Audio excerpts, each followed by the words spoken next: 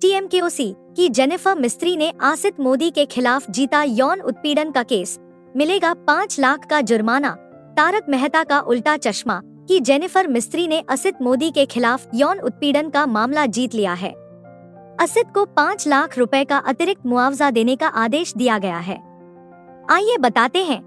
तारक मेहता का उल्टा चश्मा भारत के सबसे लंबे समय तक चलने वाले सिटकॉम में से एक है, जिसके 4000 से अधिक एपिसोड प्रसारित हो चुके हैं। शो अभी भी टीआरपी के लिहाज से मजबूत चल रहा है, लेकिन शो के कलाकारों और क्रू मेंबर्स व इसके निर्माता असित कुमार मोदी के बीच कुछ मनमुटाव चल रहा है। 2023 में टीएमकेओसी में रोशन सोढी की भूमिका निभाने वाली जेनिफर मिस्त्री ने असित मोदी और उनके 2 सहयोगियों पर उनका यौन उत्पीड़न करने और बार बार मांगने के बाद भी उनका बकाया नहीं चुकाने का आरोप लगाया था। मामला इतना बढ़ गया था कि जेनिफर ने मेकर्स के खिलाफ यौन उत्पीड़न के आरोप में एफआईआर दर्ज कराई थी।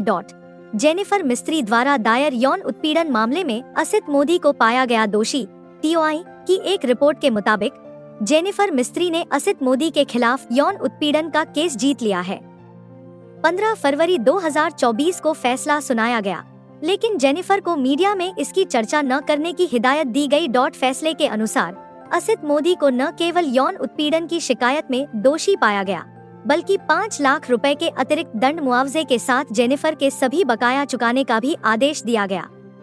ई टाइम्स को फैसले के बारे में बताते हुए जेनिफर ने कहा, फैसला मेरे पक्ष में है, जो मेरे द्वारा लगाए गए आरोपों की पुष्टि पुख्ता सबूतों के साथ करता है। यह नतीजा पिछले साल पुलिस की उपलब्धियों से कहीं बेहतर है। कोर्ट के फैसले से संतुष्ट नहीं है जेनिफर मिस्त्री।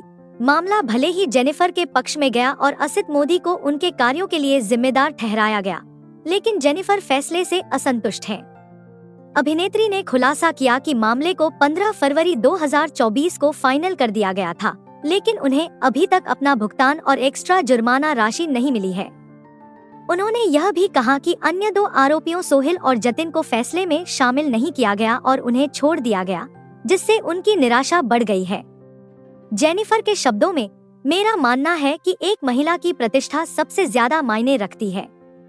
40 दिन से अधिक हो गए हैं और मुझे अभी भी मेरी उचित राशि नहीं मिली है, जो मैंने धारावाहिक टीएमकेओसी में कड़ी मेहनत के माध्यम से अर्जित की थी।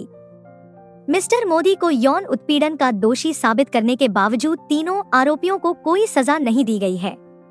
फैसले में सोहेल और जतिन को शामिल नहीं किया गया, जिससे मुझे निराशा हुई। जेनिफर ने आगे कहा, स्थानीय कमेटी ने मेरी उचित राशि का आदेश दिया, जिसकी मैं हकदार थी। यह फैसला साबित करता है कि मेरा मामला मनगढ़ंत नहीं था और मैं सस्ती लोकप्रियता नहीं चाह रही थी।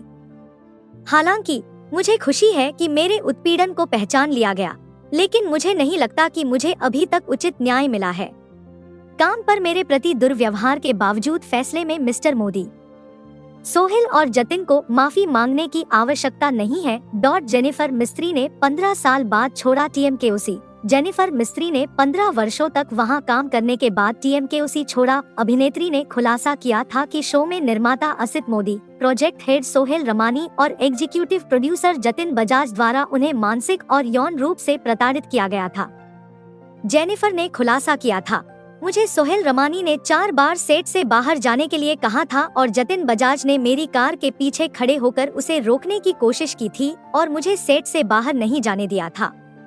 मैंने उन्हें बताया कि मैंने इस शो में 15 साल तक काम किया है और वे मुझे जबरदस्ती नहीं रोक सकते, और जब मैं जा रही थी तो सोहेल ने मुझे धमकी दी थी।